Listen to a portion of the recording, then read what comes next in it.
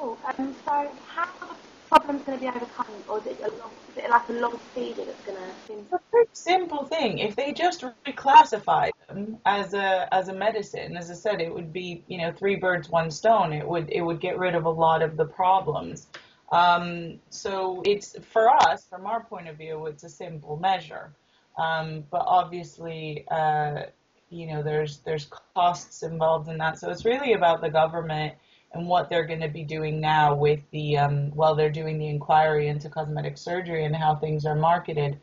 But yeah, as I said, I mean, that measure, a press release on the website that's called the BOPS put forward a regulation proposal, and it's a 6-point plan, and that would help.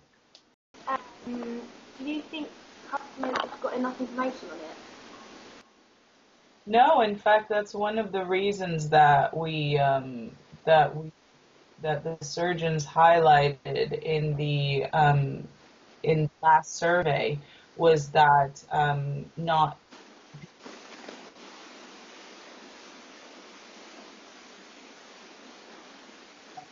filler, and you have it with a reputable doctor, there's still risks. There's no such thing as a risk-free procedure, and people are being told we have cases. I've got this woman who's going blind in one eye, and she was told the procedure was absolutely safe, and it can still go wrong. You can have the tissue can die if it's done in the wrong way, and end up permanently disfigured.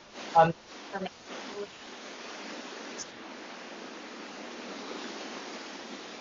um, they won't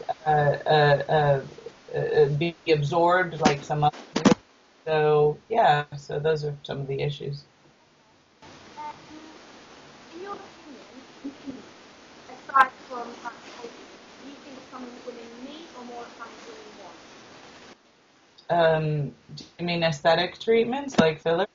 Well, not, I mean, I think that's the $1 million question is does anyone need a boob job? Does anyone need Botox? I mean, it's about a psychological aspect, and I had this conversation, funnily enough, at somebody's birthday last night, and I'm like, if you're perfectly comfortable with what you look like, then that's fine. But if somebody else really has a psychological issue about it, my cousin had her nostrils slightly narrowed because she had a wider nose. Nobody could tell. Nobody could tell she had it done. But to her, it was such a change. Like, she literally dressed better. She became so confident because it really was bothering her. So, maybe some people do need it. Who am I? This is my personal opinion.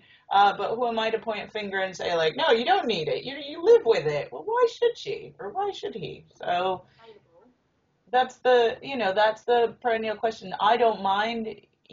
I've never had anything done myself, even through my job, but it's not that important to me. But to other people, it might be. So that's it. Whether you need it or not. Look, bottom line is perhaps medically you don't, but maybe psychologically you do.